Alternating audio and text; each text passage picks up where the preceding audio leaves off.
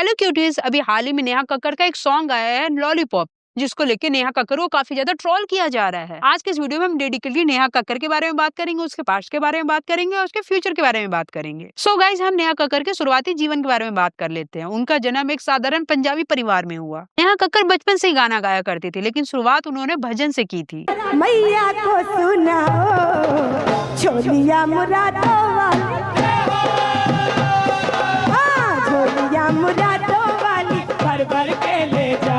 उसके बाद समय बीतता है और नेहा कक्कड़ बड़ी हो जाती हैं। उसके बाद वो एक शो में जाती है जिसका नाम रहता है इंडियन आइडल। यहाँ पे भी वो बहुत ज्यादा स्ट्रगल करती है, लेकिन हाँ, यहाँ से उनको एक बहुत बड़ा फेस मिलता है। अभी इस फेम के बाद नेहा कक्कड़ मेन स्ट्रीम में आ जाती है और कई सारे गाने गाती हैं। लेकिन लास्ट 2-3 सालों से नेहा कक्कड़ ने अपने स्टारडम को इतना ज्यादा लूज किया है और जिस तरीके से लूज किया है वो देखने वाली बात है। एक टाइम पे वो लड़की जो भजन गाया करती थी, आज के डेट में वो स्टेज पे ऐसी हरकत करती हुई दिखी जाती है। नेहा कक्कड़ एक बहुत अच्छी सिंगर है एक टाइम पे, लेकिन आज के डेट में वो जिस तरीके के पॉप कल्चर्स को फॉलो कर रही हैं, जिस तरीके से उनको कॉपी कर रही हैं, वो कहीं ना कहीं दिखाता है कि नेहा कक्कड़ बहुत ज्यादा स्टारडम की भूखी हैं। मतलब आप सोचिए, नेहा कक्कड़ के पॉप को कॉपी करने की कोशिश कर रही है और उसी तरीके की वीडियो बना ले रही हैं। देखिए, ये बोलते हुए सही नहीं लग रहा है, लेकिन ये रियलिटी है कि नेहा कक्कड़ वल्गैरिटी को नॉर्मलाइज करने की कोशिश कर रही हैं। फॉर एग्जांपल, मैं एक नेहा कक्कड़ के सॉन्ग के लिरिक्स को पढ़ के सुनाती हूँ और इसको सुनने के बाद आप खुद समझ जाएंगे कि ये क्या बताना चाह रही हैं। धीमे धीमे धीमे होने दे,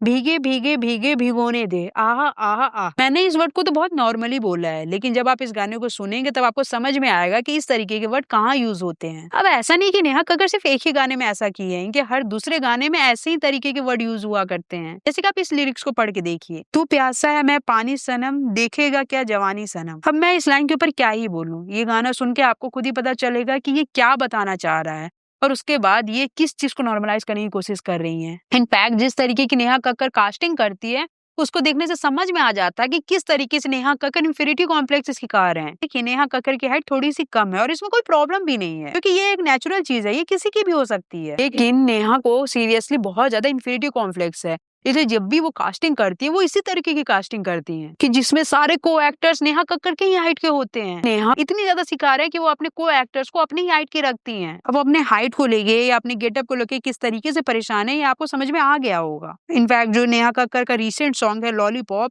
इसके भी लिरिक्स इतने ज्यादा गंदे हैं कि जिसकी कोई हद नहीं, और इनकी जो कास्टिंग है वो तो और हद से ज्यादा गंदी है। यार, एक आरोप नेहा कक्कड़ के ऊपर और लगता है कि वो नेपोटिज्म करती हैं। मैंने टोनी कक्कड़ को जबरन प्रमोट किया है, जो कि टोनी कक्कड़ को सॉन्ग नहीं आते हैं। देखिए, अगर मैं ऑनेस्टली बोलूं ना, तो मुझे टोनी कक्कड़ लाख गुना अच्छे सिंगर लगते हैं as compare to Neha Kakkar, क्योंकि जो टोनी कक्कड़ के शुरुआती सॉन्ग थे वो बहुत ज्यादा अच्छे थे। टोनी कक्कड़ ने कई जगह पे अच्छे लिरिक्स लिखे हैं और कई जगह पे अच्छे गाने गाए भी हैं, लेकिन आज के डेट में ये दोनों भाई बहन के पॉप की तरफ जा चुके हैं। इनफैक्ट इन दोनों ने अपनी वीडियो में ऐसी ऐसी कास्टिंग की है जिसकी कोई हद नहीं। कोई भी इंसान जो टिकटॉक पे वायरल हुआ करता था, उसको वो अपने वीडियो में कास्ट कर लेते थे। मतलब इनको इतना भरोसा अपने गाने पे नहीं था जितना भरोसा उनको उस वायरल इंसान पे था। नो डाउट टोनी कक्कड़ ने कई सारे क्रिंज गाने गाए हैं, एक वर्ड को कितनी बार रिपीट किया है, लेकिन देखा जाए तो टोनी कक्कड़ इंसान बहुत ही ज्यादा अच्छे हैं, क्योंकि कभी भी उन्होंने किसी को लीगल नोटिस नहीं भेजा, जबरन स्टारडम लेने की कोशिश नहीं करी और एटलीस्ट ऐसी हरकतें तो स्टेज पे नहीं ही करी।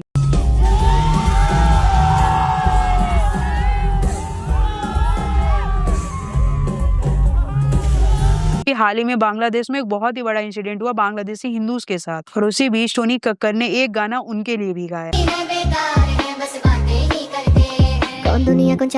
देखिए, मैं जानती हूँ कि इस चीज से बहुत ज्यादा फर्क नहीं पड़ता, चाहे वो नेशनली हो चाहे इंटरनेशनली, लेकिन फैक्ट यहाँ पे ये है कि एटलीस्ट बंदा ट्राई तो कर रहा है। लेकिन नेहा कक्कड़ के केस में आपको ये सारी चीज कभी भी देखने को नहीं मिलेगी। नेहा कक्कड़ जब इंटरव्यू देती हैं तो वो बोलती हुई नजर आती हैं कि वो बहुत ज्यादा अच्छी सिंगर है, तभी लोग उनके साथ काम करना चाहते हैं।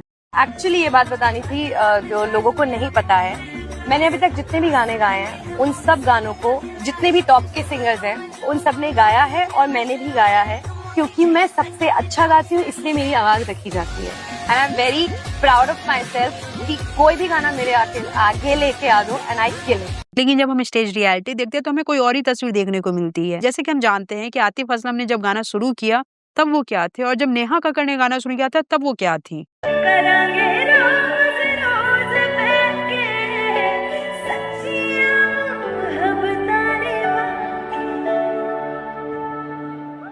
सताए मैनू क्यों, हिकाए मैनू क्यों, एवे छोटी मोटी रुस के रुसाते दिल दियां गल्लां। नो डाउट चाहे वो नेहा हो या फिर टोनी हो, दोनों ही ऑटो ट्यून का इस्तेमाल हद से ज्यादा करते हैं और इन दोनों को कई बार पब्लिक ने पकड़ा भी है। शुरुआती में जब नेहा कक्कर स्ट्रगल फेज में थी तब वो बहुत ही ज्यादा अच्छी थी और बहुत ही ज्यादा अच्छे गाने उनको मिल रहे थे। हनी सिंह के साथ वो कई गाने गा चुकी हैं और कई सारे पॉपुलर सिंगर के साथ भी वो गाना गा चुकी हैं। वह कई सारे मूवीज में भी हमें उनके गाने सुनने को मिलते थे। लेकिन धीरे धीरे नेहा कक्कर ने अपने एक स्टारडम को बनाया, अपने एक लाइफ को बनाया, लेकिन धीरे धीरे वही स्टारडम को उन्होंने गिरा दिया। नेहा कक्कर ने खुद का लेवल बनाया और खुद के लेवल को फिर गिरा दिया। मतलब नेहा कक्कर के लेवल पे जो गाने आते हैं ना वो बिल्कुल भी सुनने लायक ही नहीं है और ये मैं ऑनेस्टली बोल रही हूँ। हालांकि कई जगह पे नेहा कक्कर ने एक्टिंग बहुत अच्छी करी है, जैसे कि रियलिटी शोज हो गए, for example Indian Idol. Indian Idol के शो में एक लड़की बहुत ज्यादा रोती थी, वो थी नेहा कक्कर और इनके इतने मीम्स बने थे उस टाइम पे जिसकी कोई हद नहीं। आपकी जिंदगी में कभी अंधेरा ना आए।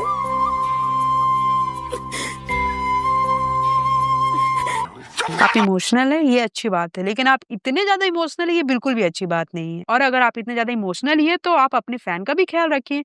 वो आपके गाने को सुनकर कितने ज्यादा रो रहे होंगे इसकी आपको फिक्र ही नहीं है। लिटरली नेहा कक्कर जिस तरीके के अपने आप को बनाने की कोशिश कर रही है, जिस तरीके के कपड़े पहन रही है, जिस तरीके के गाने बना रही है और जितना वो इन्वॉल्व होने की कोशिश कर रही है उतनी ज्यादा वो नीचे होती जा रही है। नो डाउट नेहा कक्कर के पर्सनल लाइफ के बारे में भी बहुत ज्यादा बातें होती है, लेकिन उनके पर्सनल लाइफ के बारे में बात करना ये ज्यादा सही नहीं होगा, इसलिए उनके हम पर्सनल लाइफ के बारे में बात नहीं करेंगे। लेकिन हाँ, इतना टैलेंटेड सिंगर इतना खराब कैसे हो गया इसके बारे में बात तो जरूर होनी चाहिए थी, इसलिए ये वीडियो बनी थी। और आपको नेहा कक्कर के बारे में और क्या जानना है और क्या क्या चीज आपको उनके बारे में एक्सप्लेन करनी है आप वो मुझे जरूर बताइएगा कमेंट सेक्शन में। बाकी क्यूटीज जल्दी नए वीडियो के साथ मिलेंगे, तब तक के लिए bye, good night, take care.